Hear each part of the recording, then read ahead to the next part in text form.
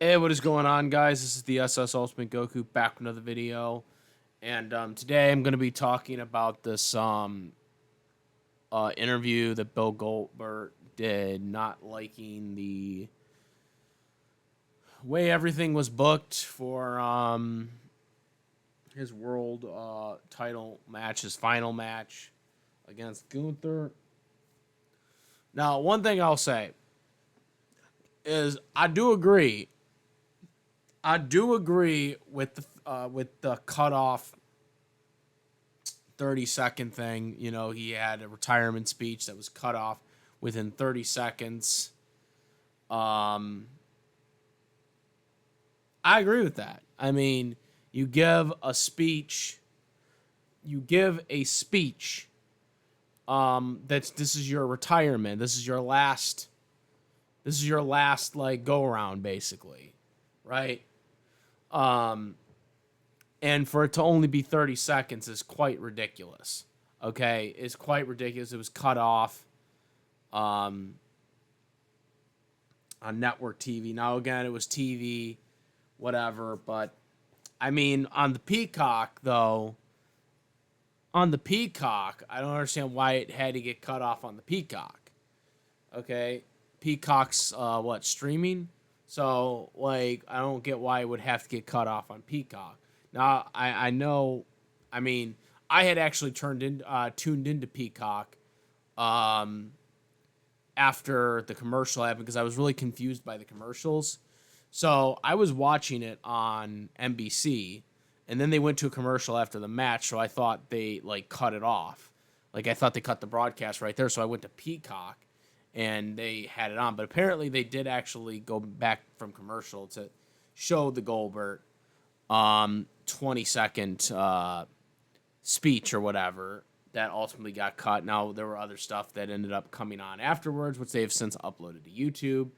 But fans were posting it online that were there before WWE posted it on YouTube. So people almost saw it already, anyways, by that point. But I didn't like that. Now, in terms of the old match execution, as you guys know, I thought Goldberg was going over here. I made a bold prediction. I was wrong.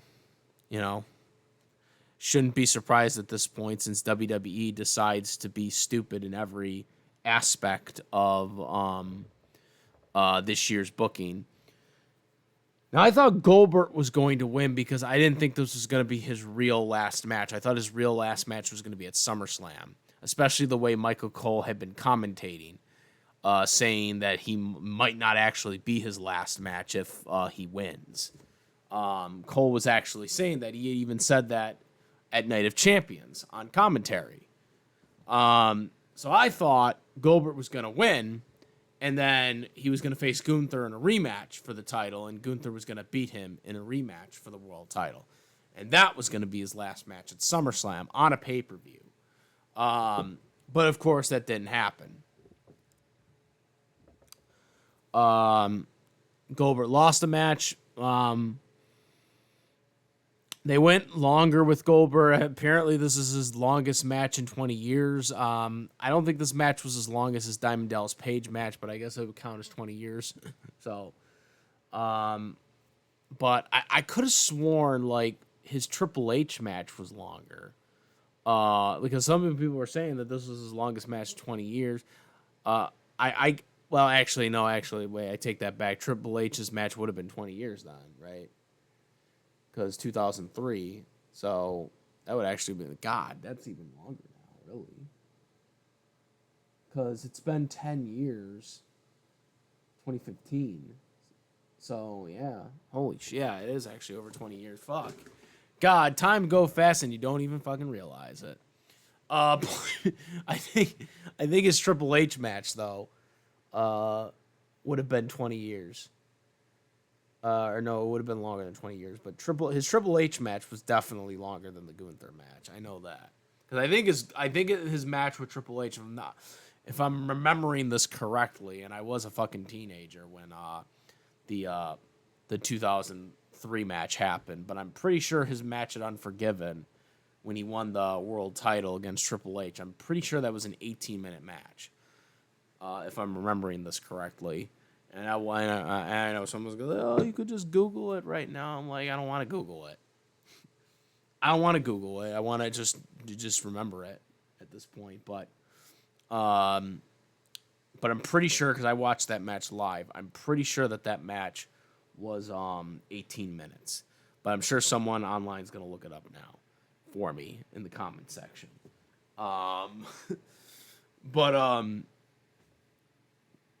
And no, when I mean by the also when I mean match, not the entrances. I don't count the entrances for the match time, because the match hasn't started yet.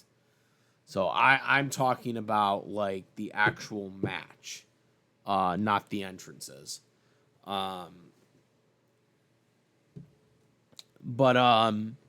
Anyways, that's my criteria for it. Some people count it, some people don't. I don't count the entrances. The entrances are not a part of the actual match. That's just their entrance. But anyways, what do I think of the? I already kind of gave my thoughts on it, so I can't really.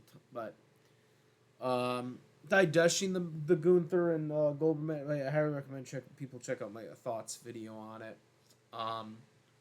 But like I said in that video,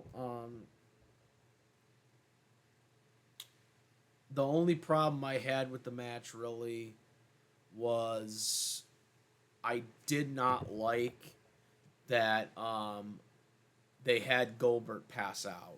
I did not like that. I think Gunther should have beaten him by pinfall if they were going to go in that route with Gunther, because I just don't want to see another Goldberg getting passed out thing. Like, we already seen it with Roman Reigns. We already seen it with the Roman Reigns match with the guillotine. I did not want to see that happen. Now, people would point out that Goldberg probably wouldn't have been able to take the power bomb from Gunther. I don't know if that's necessarily true, but he is 58 now. But he did take a power bomb like when he was younger, so I don't think him taking a power. He probably would have just taken a single power bomb though. But I think it would have been better than him losing by passing out.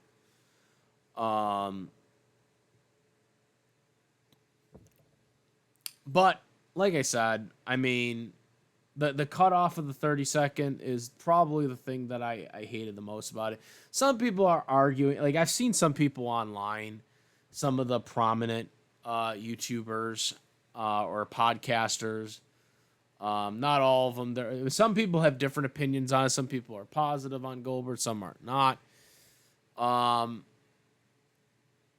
The biggest negative argument I seen on YouTube was from Busted Open. And, man, I just don't agree with that point. He's one of the more vocal, guys.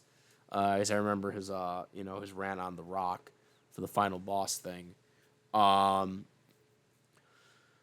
the argument about, you should be grateful for his retirement, being able to do a retirement, under Triple H, and other shit that he was saying. Okay, Triple H did not sign Goldberg, and I have to bring this up because apparently this is news to everybody. Newsflash: Triple H did not sign Goldberg to this latest contract. TKO executives did. Triple H is head of creative. Okay? He makes the booking decisions. Yes, he can sign wrestlers, but TKO can also come in and decide to sign wrestlers if they want. Nick Khan was the one who signed R-Truth back, for anybody who doesn't realize that. Okay? Triple H doesn't do all the signings, guys. He is the head of creative. This isn't a Vince McMahon world anymore, where Vince McMahon has the creative decisions, the signings, the network deals, the streaming deals, all that shit. Vince did all that shit. Okay? He overseen on everything. WWE is not that company anymore. Okay? They don't have Vince anymore. They have multiple different people in positions of power for different departments. Triple H is only the head of creative. He's not a stock owner. He's not a stockholder anymore. He was under Vince McMahon, but he's not anymore. He's not a stockholder anymore. Okay? He's not one of the execs. He's not has the final say on executive decisions. He only has the final say on creative. What are the booking decisions? Who wins, who loses, etc. Okay? TKO. Probably Nick Khan signed him, but even Emmanuel, the guy who's the head of TKO, Ari Emanuel, okay? Those were the guys who decided to sign Goldberg. Now, of course, Triple H, being the head of creative, had to come up with a way for Goldberg's retirement match to work, and he had to book it, but it was not his decision. Do you really think Triple H would have booked a Goldberg retirement match if he wasn't forced to? Okay? Triple H and Goldberg have always been at odds. Okay? Now, Triple H put his personal feelings aside of wanting to create new stars, and I think to Triple H's own detriment, he does it way too quickly. Okay? You know, Triple H wants to create new stars, but at the same time, one of the biggest criticisms I've had and other people have had is he pushes people too quickly, and gives them a title reign as an experiment, like he did with Damian Priest. You know, he gave him a world title when he wasn't ready for it, and you know, it was an experiment run, and you know what I'm saying? Like, that's what he kind of does, and I just don't like that. Because you shouldn't be the champion unless you're ready to be the champion. You shouldn't be champion as an experiment run. Okay? But Triple H booked it because he was told he had to book it. Now, one of the criticisms was, as Goldberg said in his interview, that, you know, he had a 7-month build, but he had to do it within 3 weeks. Like, they started the build for it, but then they kind of delayed it. And then they really extended it 3 weeks ago. Now, I can understand Goldberg's frustration with this. At the same time, I can also understand that, you know, you're trying to build ahead of time when, obviously, you have the road to WrestleMania going around. Personally, what I would have done, again, I wouldn't even tried to start the feud until when they were close to doing it, like 2 months before, rather than try to build it, like do 1 week of, you know, the start of the storyline, but then wait, you know, several months to really kind of, you know, get to the final package, basically. But again, Triple H, obviously, you know, his creative direction for the company isn't about having attitude era stars being in the spotlight, or at least not to the premise as before when Vince McMahon was around. Okay? Again, the reason why The Rock is allowed to do what he's doing is because TKO gave him the power, because obviously he's on the board now. So, of course, Triple H just kind of has to go along with that. And it's the same thing with Goldberg. They had to he had to go along with it and come up with the best possible way he could. Now, in terms of being able to, you know, get things together, to, you know, to take it out of his vision of what he wants to do and do a match for Goldberg, I think Triple H did an okay job. Okay. Could it have been better? Yes, it could have. But at the same time, we also have to remember that Vince McMahon flat out told Goldberg, supposedly, that he wasn't going to get a retirement match, that his Roman Reigns match with the guillotine finish was going to be his final match with the company, right? And that didn't happen, because TKO decided to sign him back to have his final match. So I don't exactly think the creative process was incredibly bad. I think it would have been better if it was on a pay-per-view, but they also booked it Saturday night's main event in Atlanta, which is his adopted hometown where he's most known for. That's mostly where he's associated and known for, of being from Atlanta. Also, I should point out, I didn't even realize Goldberg lived in Texas right now, which I didn't even know that until he actually mentioned that in his retirement speech. So that's just how much a lot of people just don't know things. Because I didn't know I didn't know he lived in Texas right now. Because again, I associate Goldberg with Atlanta, and just assumed he lived still in Atlanta. So that was something that I didn't know. Wasn't something I had, reasons to look up or anything like that, Obviously, I could have just looked it up and found out in 20 seconds, but, it wasn't something that was on my docket list to look up. So I just thought it was kind of interesting to know that, But again, I mean, could it have been better? Yeah, it could have been. It could have kind of forced on it more. But the way WWE is structured with the schedule, I mean, SummerSlam is like in 2 weeks. Okay, I mean, that's how weird the fucking schedule is.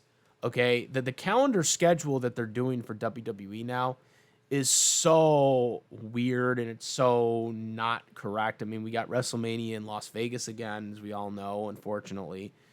The whole calendar has just been really not right. But again, this isn't Vince McMahon's company anymore, and so things are now changing. And they're changing things in a very, very different way.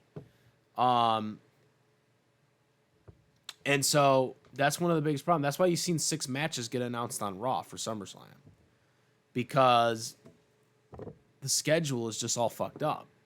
All right, we just had a Saturday night's main event. We just had an Evolution pay-per-view for, the women wrestlers. And now in 2 weeks, we are having SummerSlam, which is supposed to be the second biggest pay-per-view to WrestleMania, right?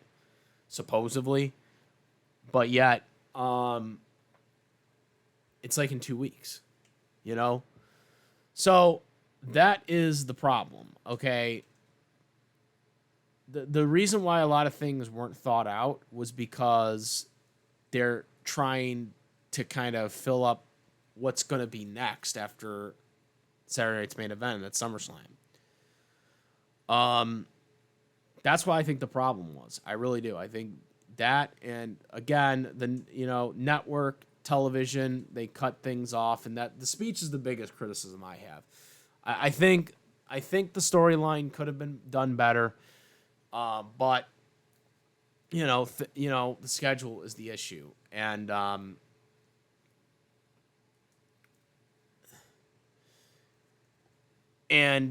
I think in all grand scheme of things, Goldberg had a pretty good retirement run.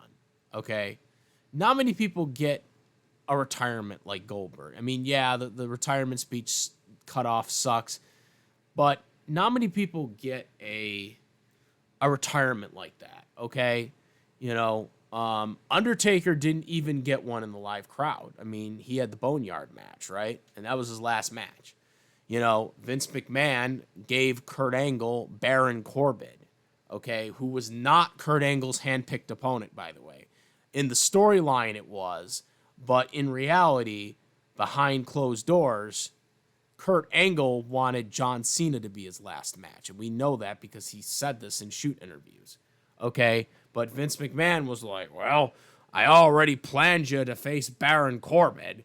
If you want Cena for WrestleMania next year, if you can tough it out for another year, I'll give you him then," which is kind of ironic in itself because, as we all know, that wouldn't have happened because the pandemic happened the next WrestleMania. That was the WrestleMania where there was no attendance. So it's actually a good thing Kurt Angle did have that last match with Baron Corbin, even if that was not who he wanted to wrestle. Because if he would have waited to wrestle again next year, he would have been wrestling in front of nobody, like The Undertaker did. In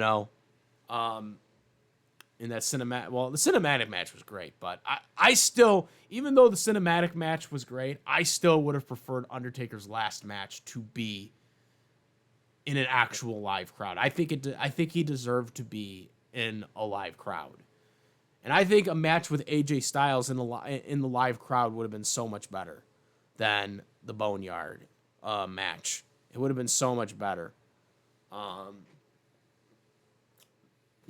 To cap off his career. But, when it comes to retirement match, I mean, Shawn Michaels obviously gave a good retirement match for Ric Flair WrestleMania 24.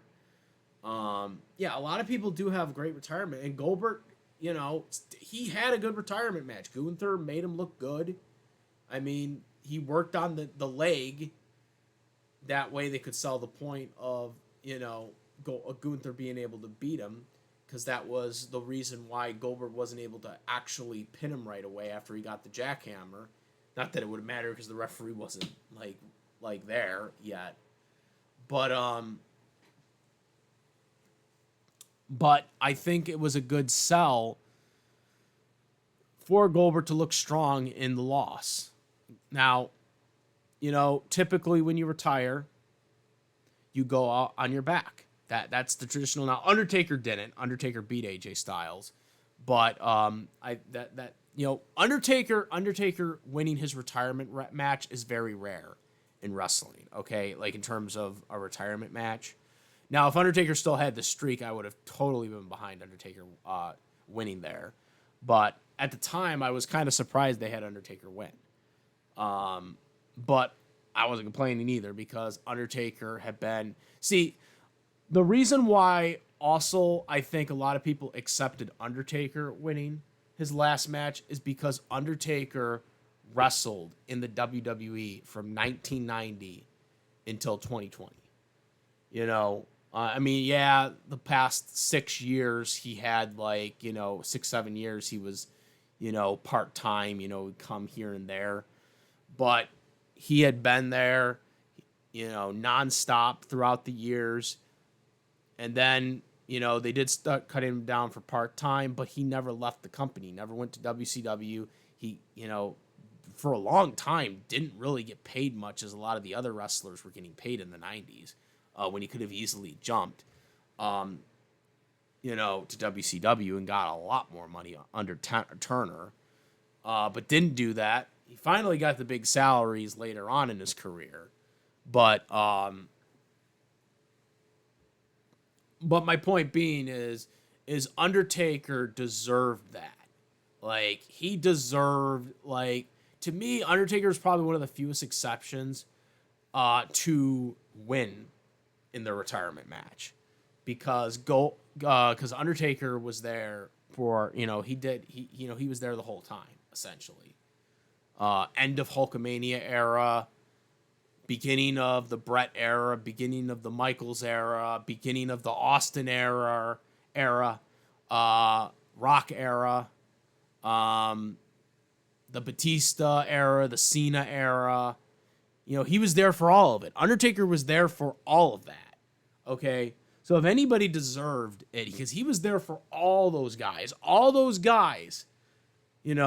from the end of the Hogan era to the pandemic, Undertaker was there. He was there for all those generations and all those eras. So if anybody deserved to win their last match, it was The Undertaker. But I don't think you could say that for everybody. As great as everybody is, Ric Flair, all these great guys, all these great wrestlers that had great retirement matches, they all lost because you're supposed to go out on your back. Even Kurt Angle went out on his back. Now, I'm sure if that wasn't a retirement match, Kurt Angle would have still lost to Baron Corbin anyways, because I heard at the time that they still did want Baron Corbin to win, even if that hadn't been a retirement match. But obviously, it just made more sense for Angle to lose because it is the tradition that you go out on your back. But again, Goldberg got a good opponent. I think it was his picked opponent too, if I'm not mistaken. I think Goldberg picked Gunther to be his final opponent.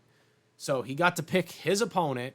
He got to fight for a world title in his final match. Not many people get to do that. Not even The Undertaker got to do that. Okay. He got to wrestle for the world title. So I think he did have a good retirement match. I just think that the speech thing was the only real thing that was the issue. Yes, there could have been some things they could have done in the storyline that could have made it better in the lead up. But I think all things considered that they did very good. Triple H did, I think, an okay job under the circumstances, because I know if it was up to Triple H, he wouldn't even have done the retirement match. I can tell you that right now, because Triple H and Goldberg, they aren't really the best of friends. I mean, yeah, they have, I'm sure they have some type of respect for one another, but they don't really see eye to eye. And it wasn't Triple H that brought him in. It was either Nick Khan or the heads of TKO that brought him in.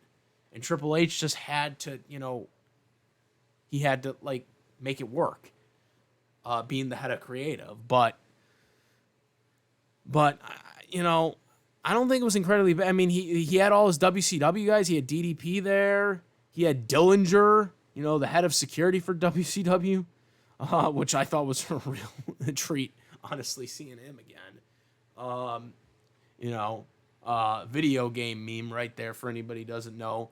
That guy, Dillinger, Dan Dillinger or whatever, he was in all the WCW games. Like, he was like a meme for WCW because he was like in every fucking WCW game, even though he had no reason to be in them. That was like a freaking meme. He had his son there. His son was even involved in the story. His son might even be a wrestler. His son is in position to be a wrestler. I mean, if his football career doesn't work out, he's in position to be. I don't know what they're gonna do with Gage Goldberg. I think that I don't think he should go in the Dominic Mysterio route, because I don't think he's gonna be able to do it the way Dominic did it. He's gonna have to do something else, and I think he should come up with a different name, than being just called Gage Goldberg. I think he should come up with something else. If that happens, supposedly in 2 weeks he's gonna spill the beans on everything, which I don't know if that's he said it was a non-disclosure agreement, but it's probably just the contract expiring. That's something brought up. Yeah, I don't know. I just think I think Goldberg's kind of being a little too hasty on a lot of the stuff. The speech is the one thing I 100% agree with him on. I don't like that. I did think that was unprofessional. Again, it was a time restraint thing. Maybe because of the Seth Rollins injury that screwed things up. But maybe they could have shed some time on some of the other matches that were going on, if that was possible, but I just think there are so many different things to have handled it, and hopefully, I mean, I hope that Goldberg and WWE do more things. Obviously there's still legend deals, there's still conventions to go to. People still want to see Goldberg. Goldberg is still a very great star to a lot of people. I know there's a lot of people that don't like him either. You know, you got the Bret Hart crowd. And again, I like Bret Hart. I'm not trying to associate him, but that meme about him shutting it down, that Bret Hart being the one who shut down the speech, I thought was kind of funny meme. But you know, I like Bret Hart, but you know, I met Bret Hart. He's a cool dude.